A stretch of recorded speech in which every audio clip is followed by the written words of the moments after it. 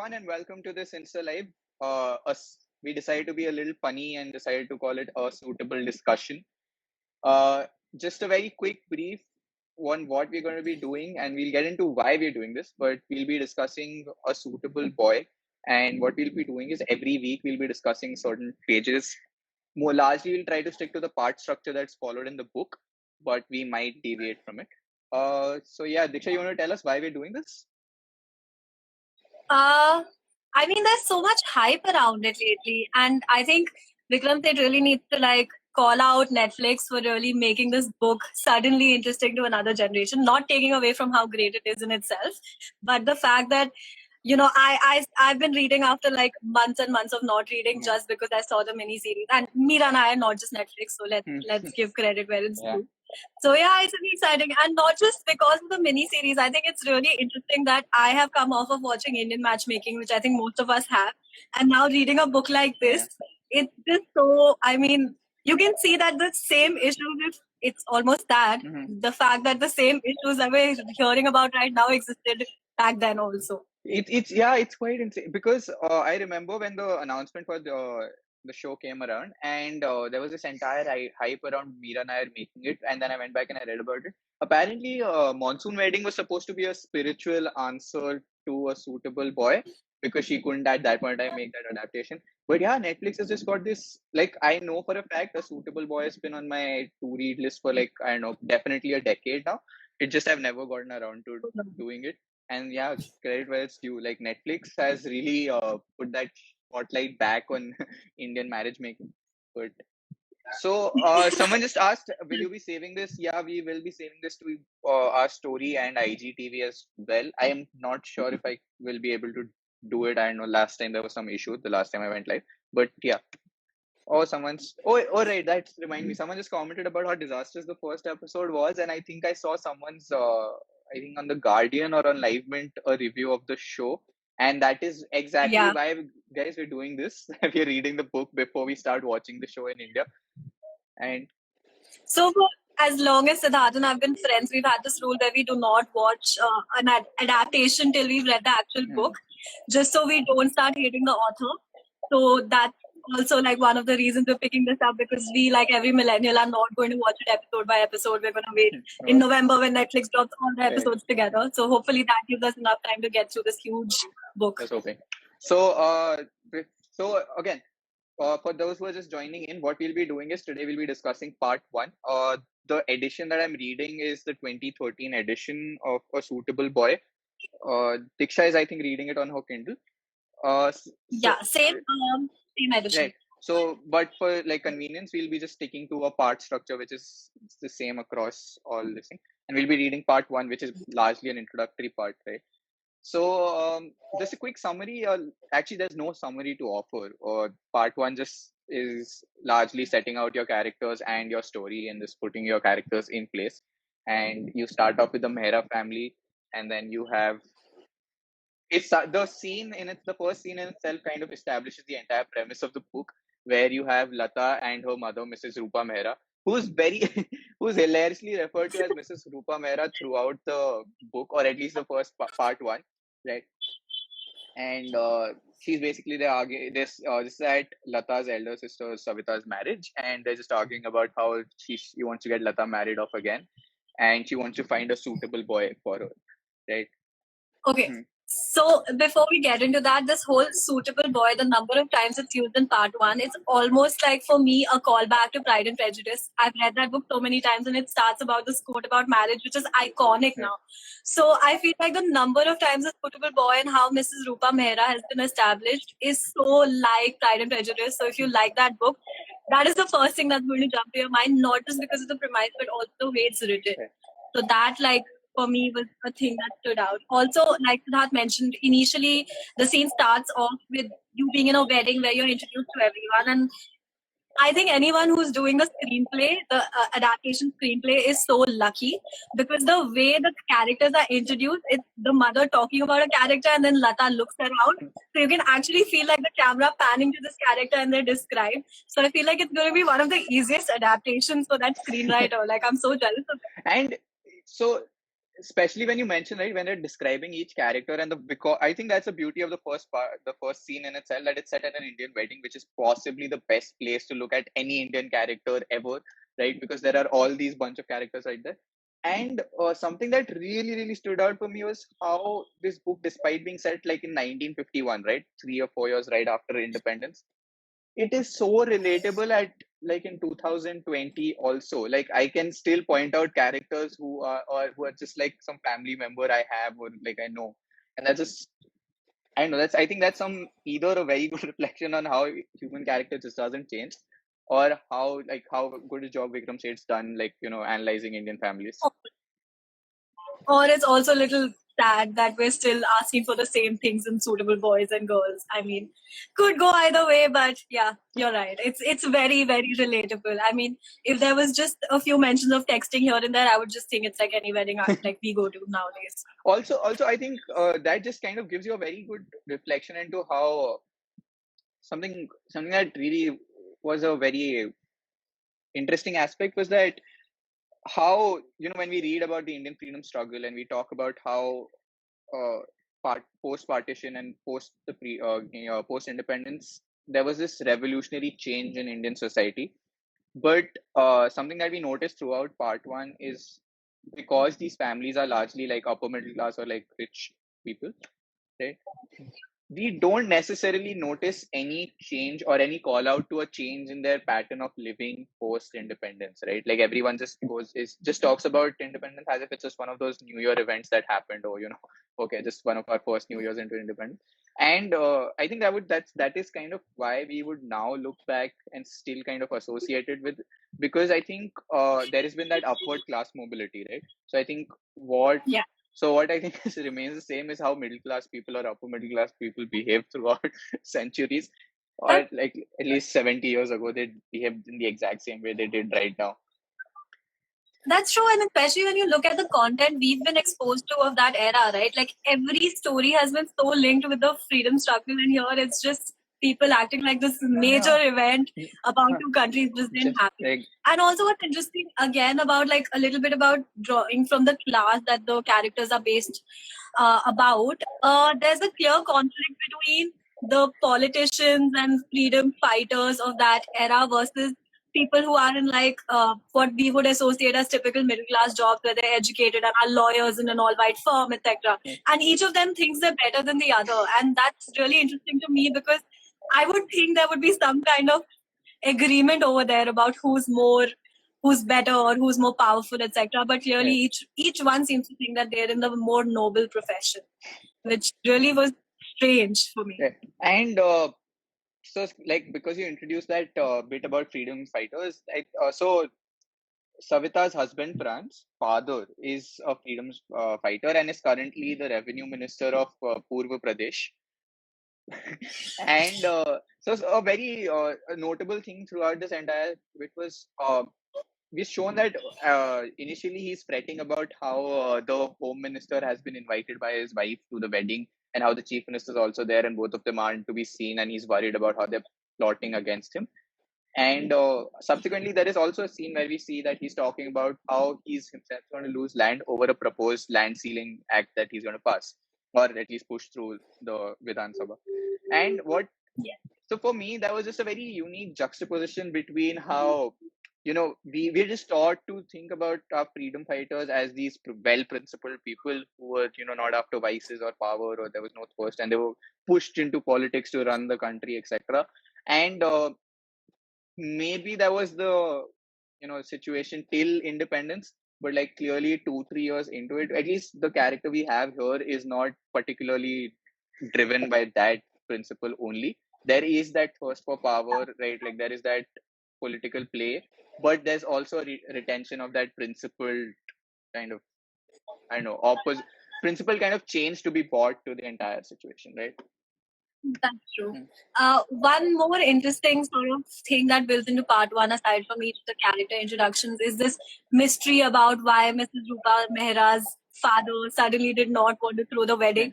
And while we do learn a little more about him in part one, but that mystery doesn't really get sort of solved, right? Because if you're from an Indian family, you don't do that. Like, let alone being the host of the wedding, but like just not showing up even as a guest, that's not acceptable.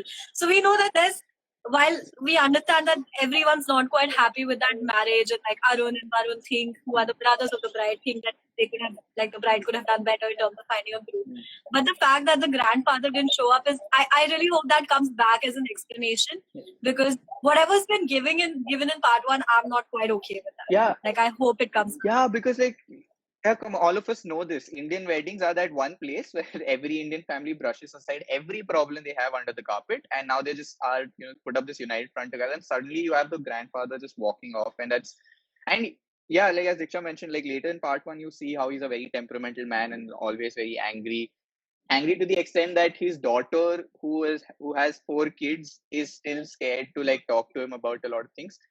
But yeah, like I really hope like subsequent parts really address this entire something very interesting. I don't know if this will play a part in the resolution of this issue or like explaining why this happens, is that he has a 35-year-old second wife, right? Yeah, second wife. And who apparently is very very much like in love with, like, to the extent that he's very angry with his daughter, but he goes over and like just reminds her that next week it's going to be her birthday, maybe be there or just do something. And so yeah, I think I know I really hope that kind of just like builds into the books somewhere somehow. Yeah, but I don't know. I really don't think it's that, because she writes this. I love the whole scene. You remember when Mrs. Rupa Mehra, and we are going to call her by her full name, because Satan insists on calling her by her full name, but she cuts out all these old greeting cards and cuts out roses, not roses, puppies, and so on, which I think it really threw back to like my bachpan, because even we had things where you would save certain greeting cards and then sort of paste it into another, especially when you were making them for family members and so on. So I don't think that's necessarily the resolution. It's not because of the second wife, but I'm curious to know either way. So that's definitely one thing. Another thing that stood out to me, and I'm sort of looking at the friendships I have, is the whole Lata versus Malti. Like now, Malti is Lata's best friend, and Lata seems like she's the main character, but with this book, I'm really not sure who the main character is.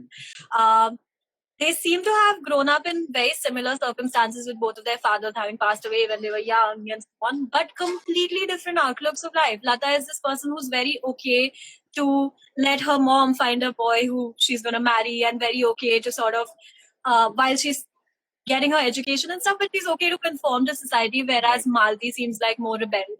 So I'm really, like, that's one conflict. I have a feeling something's going to happen over there. So I'm curious to know what happens, because like I can attest to the fact that I have a lot of friends who would react completely differently in the same situation. And like I think I'm sort of assuming some kind of love triangle situation is going to happen, but who knows? Let's see.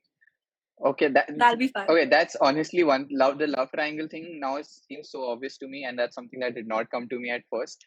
But yeah, coming back to the two things that you mentioned, right? The card making incident, something that was really, really major for me was that bit about how when she's making this card for her, and because she's 35, so she apparently has a set pattern where she like puts stars on 3 corners and she writes the age on this thing, and then she suddenly realizes, oh, she can't really write 35 because it's just like glaring in your face.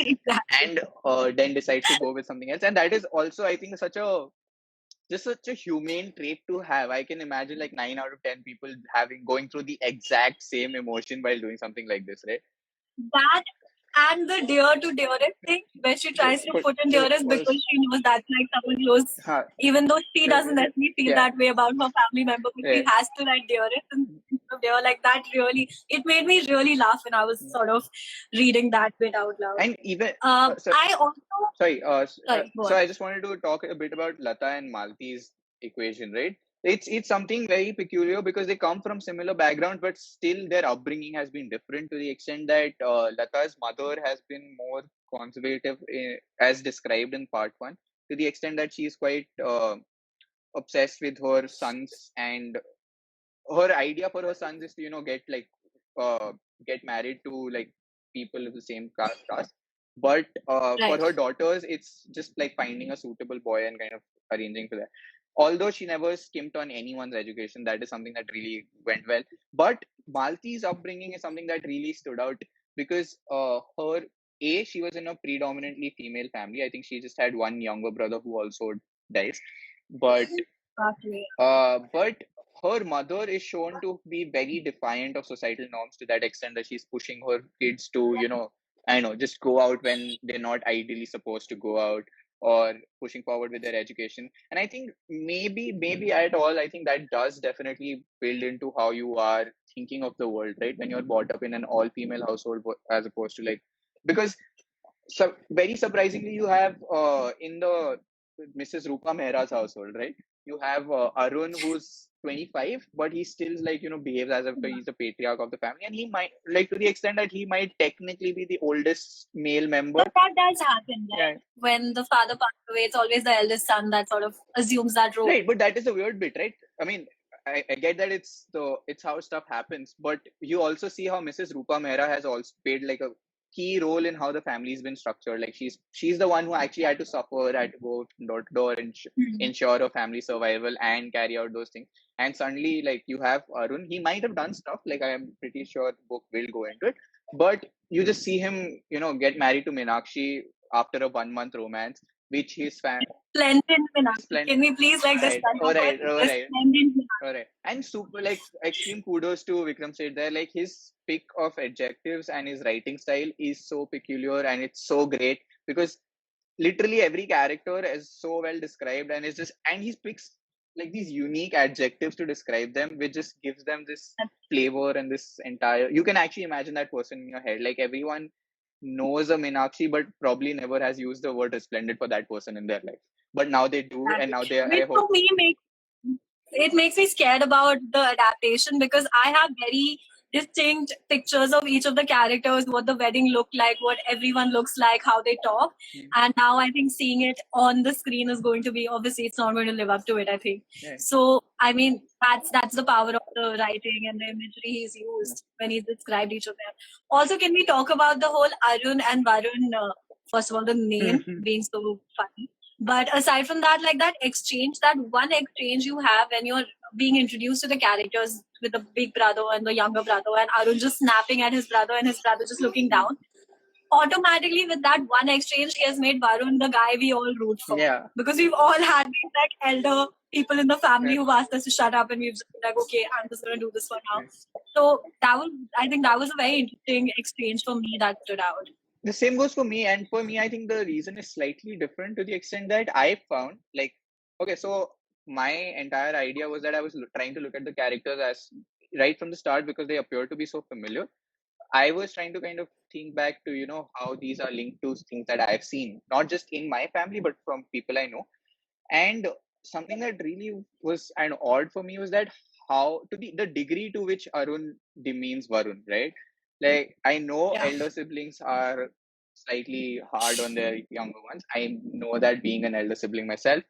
And we tend to be rude, we tend to be patronizing, and okay, I'm speaking for myself, maybe not all of them, but largely many of them.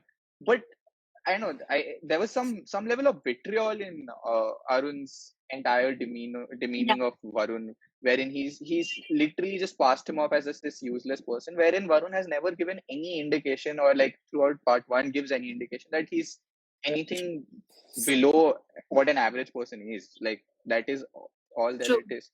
So I mean, exactly, it's not just an elder brother being rude to the younger brother or being sort of looking out for him. There is something more to the story. We know something has happened. There's some kind of resentment over there. Right. So that should be fun to see. I don't know. Let's. Do you want to talk about Meenakshi, resplendent Meenakshi, and her hearing? So okay, so this is I don't know. Okay, it's definitely not a spoiler, but so one of the scenes which happens towards the end of part one is where resplendent Meenakshi. So she'd been given her father-in-law's gold medals as when she was married into the family, and so what we see is that Arun and Meenakshi are living in Kolkata and are living on relatively modest means. Her, like Meenakshi's father was a high court judge, and obviously that meant she was living in opulence. But because Arun's just on a normal working class salary, it's still rich, but like not as rich enough as her father. Okay? He's just a lawyer. Yeah, just a lawyer.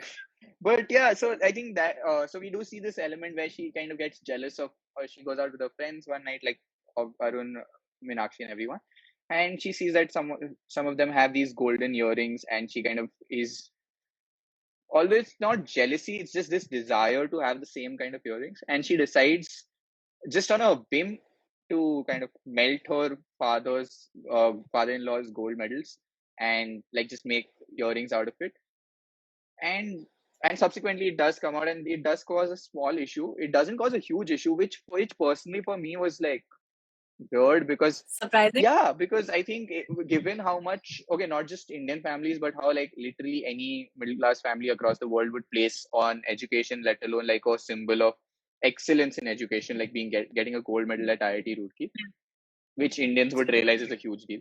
But just the fact that this is something, it is supposed to be this huge heirloom in the family, right? Like your father-in-law who's passed away. This is a testament to his skill or to his intellect, and we see Meenakshi not having even the slightest remorse while melting it. Like there is literally no line describing the remorse on her part, or like that thought even going through her head. She actually tells Arun that, once you calm down, you realize it's not a big deal, something along those lines.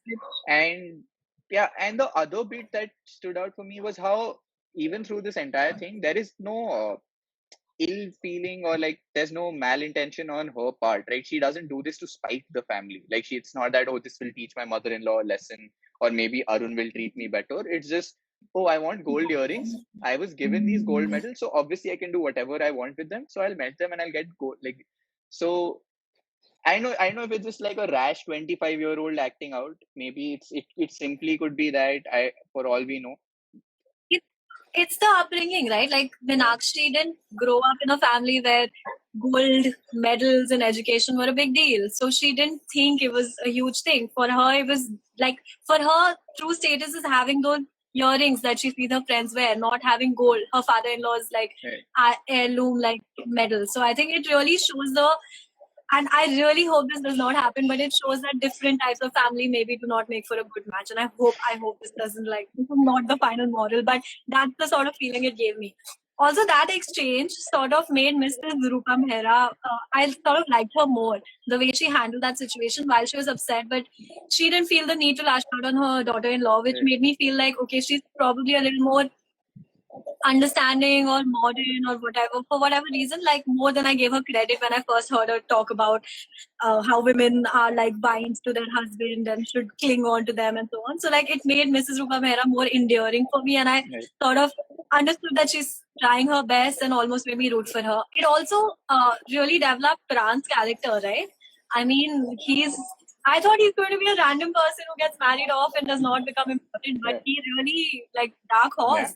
And something that, okay, I think this just goes back to why I think Mrs. Rupa Mehra's obsession with finding Lata a suitable boy, right? Like, which is constantly harped throughout part one. There be 2 or 3 exchanges where this happens.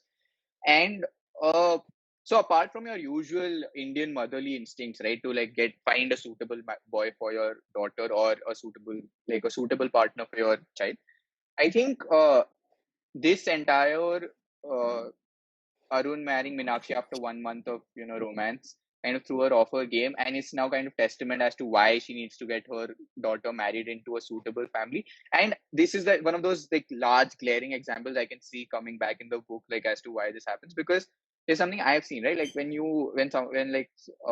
at marriages, brides are given like family jewels and heirlooms, and they are expected to hold them with reverence and value and sing, and that happens. Like I know my bhabis and this thing, like would look upon any jewelry given to them or any like piece of gold given to them by their father or mother-in-law as sacred or something, like well, to be preserved well. And Meenakshi clearly is just like very, very, very divergent on this thing. So I'm pretty sure Mrs. Rupa Mehra's thought process while handing those medals was, oh, I'm passing on family heirlooms to the newer generation of my family, and this would be carried down the kids. And well, Meenakshi just like smelted. Yeah, that's true. Also, the fact that we had that iconic bookstore scene, the trailer, which we've seen, and now it's in writing. And again, the book the book is so much better than the trailer. Everyone in the trailer comes out as looking slightly stupid almost. I feel like there's literally no chemistry. Versus in the book, when I read those words, I was like, this guy, I don't even know his name, but this guy better come back. And like, I hope this is like, I really hope like Vikram Singh does something where this is actually Feroz or Imtiaz or someone we already have met before, but because she hasn't met or she doesn't know them, I don't know. But that exchange made me also, it really showed the difference between again Lata versus Malti, right? Where Malti was like, why didn't you tell him your name? Why didn't you like talk more? Versus she was just like, what's the point? I'm gonna have to marry someone my mom chooses. Why should I be like meeting someone new? And like I really like how Vikram Seth wrote that entire scene, particularly the end, because you see like Lata at the start is like intrigued, but like about a quarter into the exchange, she just realizes it's not worth it, and she simply starts giving wooden answers. And subsequently, they like when the guy leaves and they leave the bookstore, and she's telling everything to Malti, and that exchange is happening. We should have spoken to him and everything.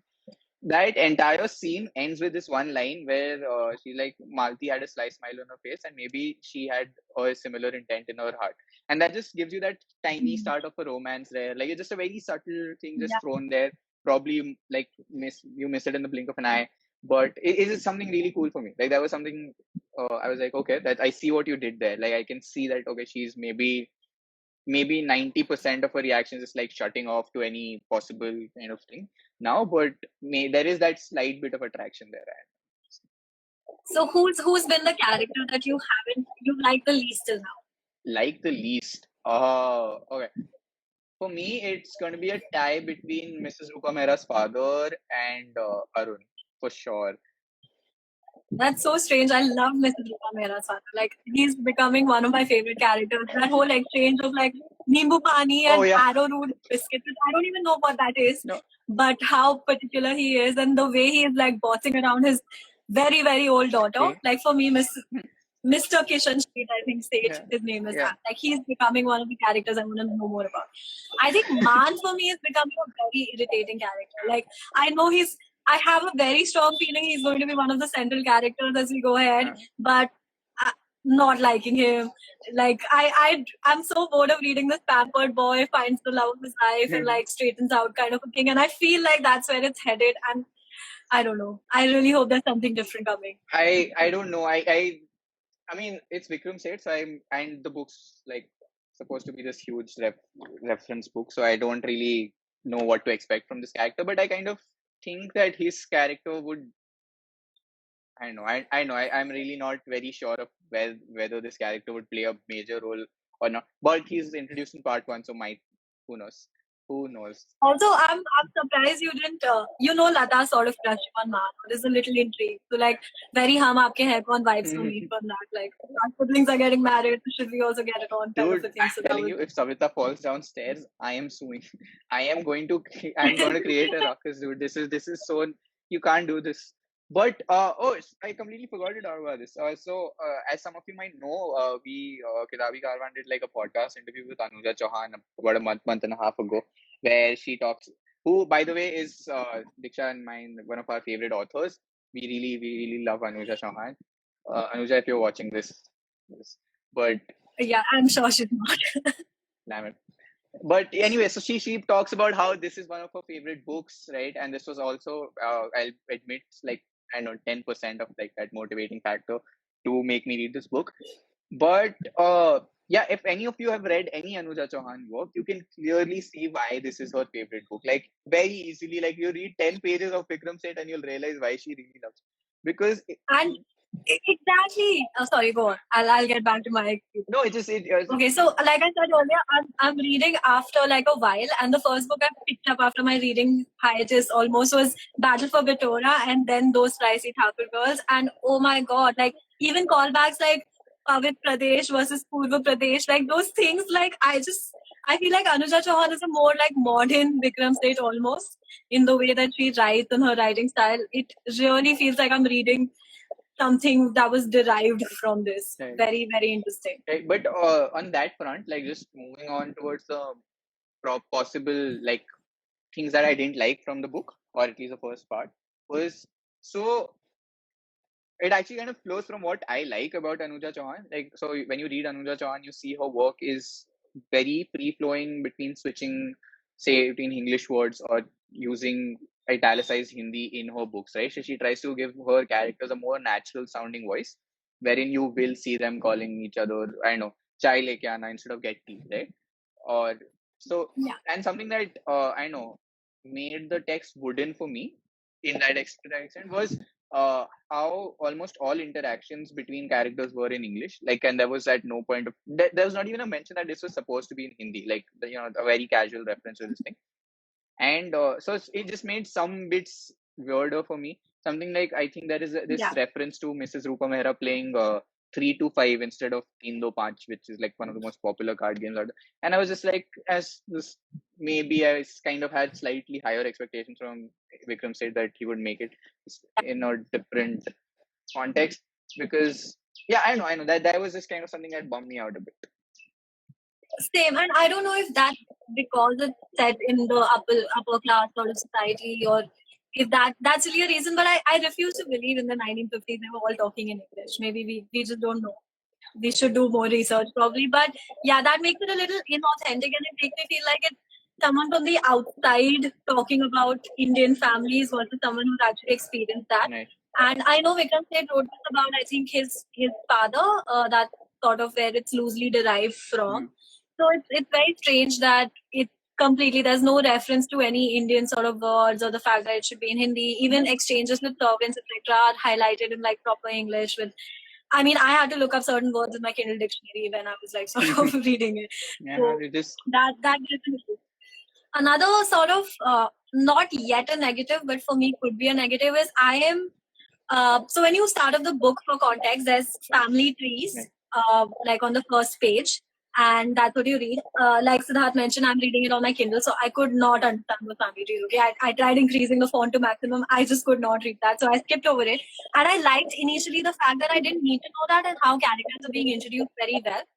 But I'm feeling sort of saturated now. Like, I feel like if a new family or a new family tree is introduced, I wouldn't be like rooting for them, or like I hope they don't become a central character, because I'm okay with like this Firoz and Imtiaz family, then Pran and Maan and like Miss Rupa Mehra's family and so on.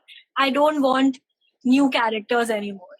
So that's where I'm feeling, but I'm sure something's gonna come up. It's too huge a book to like only be based on these people. I think we forgot to talk about that entire exchange between Pran and that the literature committee of the college where he's teaching, right? And that is where like one of those that was also like, I'm sorry, that's just one of those cool ways where Vikram Seth just talks about how he just really simply exposes your bias for British literature that was probably predominant then. It's just this debate around whether James Joyce should be included or not, and we see like Pran being put out as a modernist who wants to put James Joyce, while his the committee chair is kind of against Joyce, or just actually against Pran for that matter, and doesn't want to accept his choices. Right? But yeah, there was this interesting exchange where because it was between like the members of a committee deciding the English literature syllabus, very easily you have like the everyone throwing around these couplets and like bits extracts from poems, which definitely added like a lot more meaning to the entire exchange. Like you see that, right? You see Pran trying to decipher that deep meaning between some lines that's just been said. But apart from that, I don't really think any other college committee would ever meet and like would have discussions with poems being thrown around. I mean, it's heartening to know that they care that much, but I don't think they do that way. Yeah. For me, one thing that you mentioned, which makes me feel like I'm going to come back to this book, is there are a lot of random poetry thrown in the middle, or like even the callback to like James Joyce, etc. These are things where I don't know if I didn't know enough, and that's why I didn't get. Or like it's open to interpretation. So it's not just a story. The minute you put in these poems, etc., right? Like you interpret the poem in a certain way, and then you assume that it's based on a character in a certain way. So I feel like once I've finished the book, these small nuggets are going to make me come back to it, and then I'm going to be like, oh, so this is why Pran wanted Ulysses to be like added in the syllabus, or this is why that poem was there. Right. So I feel like this is going to be, I kind of understand like why this has become a classic, because I think that's one of the things that draws people back in, where it's not just a narration or story. It makes you realize there was a callback to something that's going to happen later in the future. So that I really enjoyed about Vikram Prave's method of writing. Right. So yeah, I think that's about it. I don't think I have any other observations from the first part, apart from the fact that you just mentioned that yeah, I can see why like this is becoming a classic and like why people are, you know, why I can see myself liking this book. Like without, I was initially slightly hesitant to the extent that you know how when something's just hyped up a lot and just presented to you and you start reading it and you just realize that it's pretty average and not thing. The book as of now, although hasn't been something that's just simply blown my mind away, I will also admit that, but I can see why. Yeah. Like it's something, you know, I can see something, this being one of those books where I'll get so comfortable with the book and the characters and something like that. I hope it goes down that Yeah. line, right?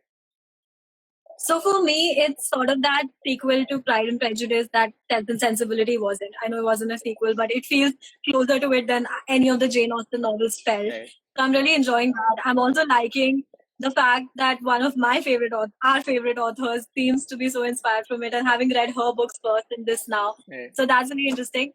And like for me, it's really funny right now because maybe I'm just hearing it all around, but the whole Indian matchmaking thing happening right now, plus like reading this book, etc. It seems like this is the conversation. And again, like it's really sad, but it's funny, but I mean, it shouldn't be funny. It's actually sad, the fact that Mrs. Rupa Mehra starts off by talking about how this is going to be one of her last fair grandchildren and tall dark is still a thing and so on. So it feels very real right now. It's very relatable. And if you are a fan of like Anuja Chauhan or Pride and Prejudice, you're definitely going to want to keep reading it. Nice. And none of this mentioned how great the descriptions of the characters are. So like I also think any kind of like screenwriter or script film student would really love reading this book, because I feel like it really gets that imagery out very well, like a screenplay would. Okay. Yeah. Okay, so that's all what we have for you today. I think we'll be announcing the time for this discussion for next Sunday, sometime next week. But we'll be reading part 2 of the book, right? That is roughly about 100 pages more, 80 to 100 pages more, right? So when we started this off initially, and when we weren't discussing having an Instagram live, we were targeting 20 pages a week, because we kind of just right now I've hedged our bets that maybe Netflix is going to release this in September or October. I don't think the date. November. Oh, I think so. Oh yeah. So then, like, I mean, in that sense, it's, I think, because it's such a wieldy book, it's just 1500 pages. So I think 20 pages a day is a very good a decent amount to kind of keep pace up with. So yeah, I hope all of you like enjoyed this discussion and kind of jump the bandwagon with us and read 20 pages a day, or kind of just read part 2 till the end of next Sunday and join in. Or do DM us your feedback, your suggestions, if you like this or not. We'll be putting this up on IGTV as well, so you can leave your comments, right? That's all from us. Bye-bye. Hope all of you loved that episode. If you did, don't forget to like, share, and subscribe to our channel and our podcast. Please tell us how you like this podcast through the comment section below. We'll be back with another amazing episode of the Kitabi Karwan podcast. Thank you for listening.